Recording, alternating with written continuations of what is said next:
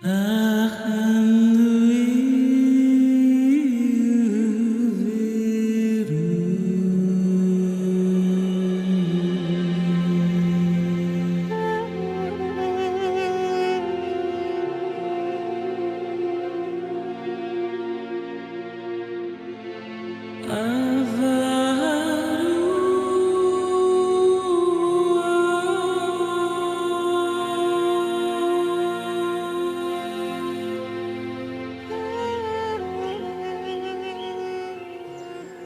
mayo de 1889, un artista decide recluirse voluntariamente en un hospital para enfermos mentales al sur de Francia.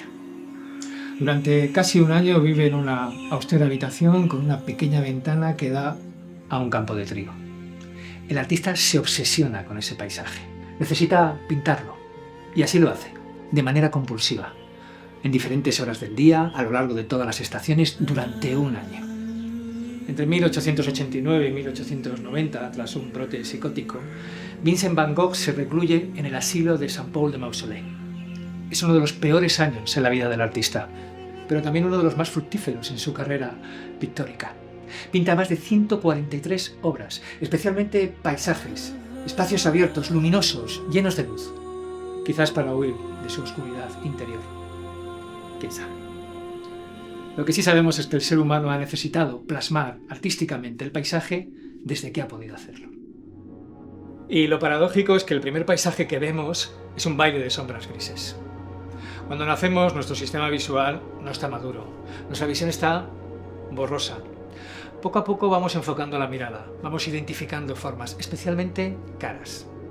Después, incluso antes que el color, aparece algo que nos acompañará toda la vida: la distancia.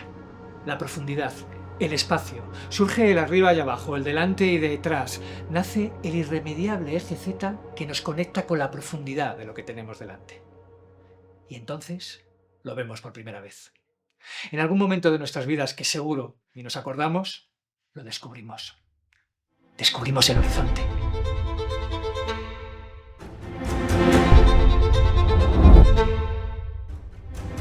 Horizonte. Límite visual de la superficie terrestre donde parecen juntarse el cielo y la tierra. Horizonte, un concepto geográfico, científico, artístico, metafórico, que paradójicamente surge de una limitación visual. Y sin embargo, de este límite nace un espacio poético, un lugar de encuentro entre el cielo y la tierra, y también uno de los principales referentes que nos va a acompañar toda la vida. Cuando nos desorientamos, lo primero que hacemos es levantar la cabeza buscando el horizonte. Construimos miradores de paisajes para observarlos en todas sus variantes y colores.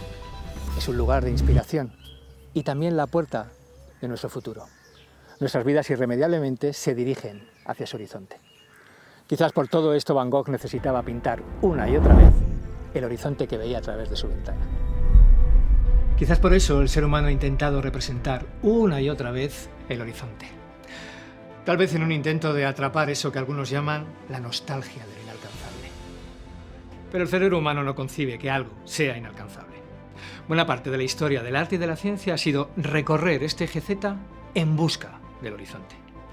Algo especialmente complejo en el caso de la ciencia de las estrellas. ¿Está saliendo un sol? Medir las distancias en el universo es súper complicado, porque el brillo de las estrellas por sí solo no nos da la distancia hasta el objeto. De hecho, para poder medirlo y para poder sacar una conclusión al respecto de la distancia, se han tenido que hacer cálculos bastante complejos. La escalera de distancia es lo que se utiliza habitualmente para medir distancias en el universo. ¿Qué sucede? Que no podemos usar los mismos métodos para medir distancias a objetos cercanos y a objetos lejanos. Entonces utilizamos algunos métodos para medir distancias a objetos cercanos como pueden ser estrellas cerca del sistema solar y nos basamos en esas medidas para utilizar otros métodos y medir distancias a objetos más lejanos, como pueden ser galaxias que están a miles de millones de años luz. Entonces le llamamos escalera porque nos basamos primero en unas medidas de unos objetos cercanos para luego, basándonos en ella, medir la distancia a objetos más lejanos. En astrofísica, la medida de la distancia es como una escalera. Cada peldaño nos lleva al siguiente, cada vez más lejos, más alto. Pero por más que alcemos la vista, es imposible, por definición, ver más allá del horizonte. El cerebro no concibe no poder mirar más allá de algo. Así que el arte no ha dejado de intentar llevarnos más allá del horizonte. Especialmente un arte nacido a principios del siglo XX. Desde sus inicios el cine nos ha cogido de la mano y nos ha llevado hasta el final del horizonte. Ya sea para encontrarnos con el mar o con las mismísimas estrellas. Siguiendo un camino de baldosas amarillas hasta la ciudad esmeralda, aunque a veces esta sea inalcanzable. Y hablando de cine, en el año 1998 el director australiano Peter Weir estrena El show de Truman. En esta peli hay una de las escenas más atrevidas y poéticas sobre lo que supone para el ser humano intentar alcanzar el horizonte. Vamos, hasta el punto de chocar literalmente con él. ¿Y qué hay más allá del horizonte? ¿Una pared, un límite, un borde, un cartel que dice «Prohibido el paso, vuelva»? La historia de la humanidad ha sido un continuo intento de empujar su pared de Truman cada vez más lejos. Primero explorando el planeta, después las altas capas de la atmósfera, incluso yendo más allá del límite de nuestro planeta Tierra. Y hoy en día, más allá del sistema solar, hacia las estrellas, incluso hacia las estrellas que brillan en otras galaxias. Y todo eso siguiendo nuestro propio camino de baldosas amarillas. La imagen del universo en este último siglo ha cambiado drásticamente. Nuestra galaxia era el único universo conocido hasta ese momento, ¿no? Luego los métodos para medir distancias evolucionaron muchísimo. Hemos podido ir conociendo lo inmenso que es el universo y a día de hoy podemos medir distancias a galaxias que están muy lejanas y podemos saber que la estructura del universo a gran escala tiene una forma como de esponja, en donde hay zonas donde hay vacíos o poca concentración de galaxias y otras zonas en las cuales encontramos filamentos o agrupaciones de miles de galaxias que se encuentran a miles de millones de años luz de distancia. El ser humano siempre está en la búsqueda de ir más allá, observar más lejos y observar las cosas cada vez con más nitidez. En el caso de los telescopios, la forma de conseguirlo es muy simple. Cuanto mayor es el tamaño de un telescopio, mayor es la cantidad de luz que recoge, con lo cual un telescopio mayor nos permite directamente ver objetos que están más alejados. Y además, telescopios más grandes nos dan mayor poder de resolución. Es decir, cosas que antes veríamos con poco detalle, como si estuviesen más borrosas, las podemos ver con muchísima más precisión y nitidez. Llegada a este punto, la pregunta surge sola. ¿Hasta dónde podríamos llegar? ¿Existe una pared de Truman en el universo? Lo que nosotros conocemos del universo, debido a las regiones que hemos podido explorar con nuestros telescopios, lo podemos extrapolar a regiones más allá y plantearnos cuál es la extensión del universo en su conjunto. Si nosotros extrapolamos lo que pasa en estas galaxias que están a nuestro alrededor a regiones más lejanas que todavía no hemos podido observar con nuestros telescopios, llegamos a la conclusión de que el universo no tiene un borde, que no existe ninguna pared. Es cierto que no sabemos si el universo es finito o infinito, en el sentido de que si saliera una nave espacial de la Tierra que viajara en una sola dirección, si esta nave regresaría al punto de partida en el mismo sentido que una hormiga que está caminando sobre un globo volvería al mismo punto, o se alejaría infinitamente de la Tierra. Y a día de hoy todavía no tenemos una respuesta a esta pregunta. Así que si, como Truman, cogiéramos nuestro propio barquito espacial, lo más probable es que nunca llegáramos a chocar contra una pared. Pero da igual, con nuestra tecnología no podemos llegar a esas enormes distancias. Solo podemos viajar lo que nos permiten nuestros telescopios. Y para ellos sí hay un horizonte.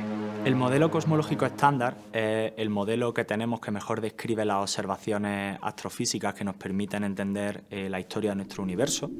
Y según este modelo, si rebobinamos hacia atrás la historia del universo, llegamos a que tiene una edad finita. Este universo tiene un principio, que es lo que conocemos como el Big Bang. Debido a que la velocidad de propagación de la luz, que es el mensajero más rápido que tenemos, es finita, todas aquellas regiones que están a una distancia de nosotros mayor que la distancia que le ha dado tiempo a la luz a recorrer desde el origen del universo están desconectadas de nosotros, no tenemos nada, ninguna información sobre ellas. La región de la que hemos recibido luz es lo que conocemos como el universo observable y el borde de esta región que lo separa de las regiones que todavía no conocemos en lo que se llama horizonte cosmológico. Debido a que ninguna señal puede superar la velocidad de la luz, a que vivimos en un universo de edad finita y además en continua expansión, centrado en todos y cada uno de nosotros, existe una pared de Truman a más de 45.000 millones de años luz. Bueno, depende del modelo cosmológico. ¿Y más allá qué? ¿Dragones? ¿Unicornios? ¿Dios? El modelo cosmológico estándar postula que el universo es homogéneo isótropo a grandes escalas. Esto quiere decir que todos los puntos del universo son equivalentes y todas las direcciones en las que miremos desde cualquier punto del universo son equivalentes. Por tanto, si extrapolamos este modelo cosmológico a las regiones que hay más allá del horizonte, llegaríamos a la conclusión de que simplemente las regiones que todavía no hemos observado del universo son iguales, cúmulos de galaxias, de la misma forma que las hay en el universo observable, aunque bien podría haber un exoplaneta con una civilización hobbit allí. Y no es una cuestión de mejorar los instrumentos. Da igual lo grande que sea el telescopio. No podríamos ver más allá. Es un horizonte. Y esto parece una constante de la naturaleza, la de proteger sus límites tras un horizonte. En 1915, el artista ucraniano Kazimir Malevich lleva al lienzo una idea que le ronda la cabeza desde hace un par de años. Pintar un cuadro todo de negro. El cuadro negro, vaya. Para algunos una broma del tal Malevich, para otros el punto cero del arte abstracto, un horizonte. Ese mismo año, el físico y matemático Karl Schwarzschild enuncia que si las ecuaciones de la relatividad general de Einstein son correctas, en la naturaleza podría existir un objeto tan compacto que deformara el espacio-tiempo alrededor como para no dejar escapar la luz de él. Un agujero negro. Otro horizonte de la naturaleza, el horizonte de sucesos o de eventos. Otra pared de Truman. Existe la posibilidad de que haya regiones del espacio-tiempo en las que el campo gravitacional sea tan intenso que ni siquiera la luz podría escapar de ellas. Estas regiones se llaman regiones de agujero negro y la frontera que las separa de la región externa es lo que conocemos como horizonte de sucesos. Se le llama así porque nada de lo que ocurre dentro escapa a la región exterior. Un horizonte de sucesos es un límite de la naturaleza. Un agujero negro es una zona desconectada del resto del universo. Efectivamente, es otro horizonte que nos pone la naturaleza. Sin embargo, no es hasta 2019 cuando por fin se obtiene la primera imagen de un agujero negro, de M87. Esta proeza se puede llevar a cabo gracias al Telescopio del Horizonte de Sucesos, una colaboración de más de 300 personas de todo el mundo. Para ello, combinaron datos de telescopios distribuidos a lo largo de toda la Tierra, consiguiendo así una antena virtual de un tamaño prácticamente de la misma Tierra. Esto implicaba una resolución que nos permite observar objetos tremendamente lejanos, como es el caso de la galaxia M87, y en concreto su mismo centro, donde encontramos un agujero negro.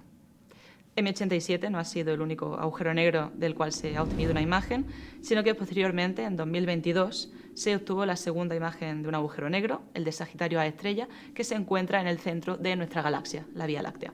Y pues nuevamente revolucionó todo lo que sabíamos de los agujeros negros y de la ciencia que ahora, gracias a estas nuevas imágenes, se podrá hacer con ellos.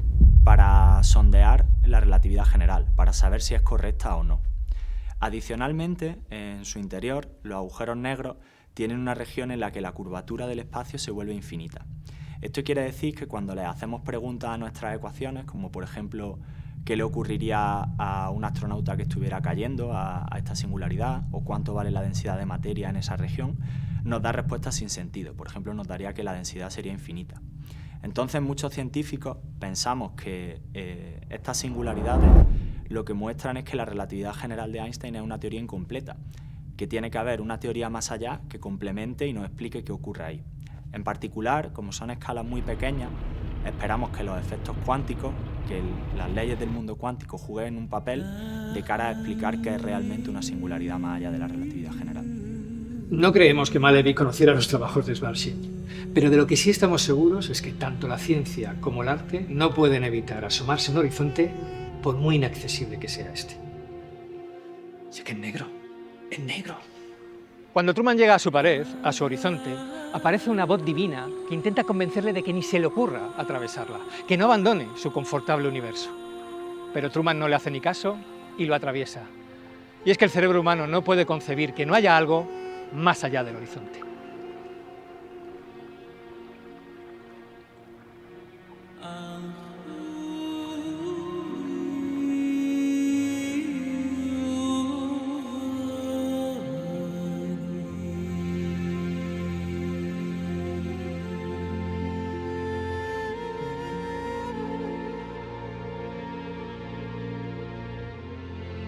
Ah.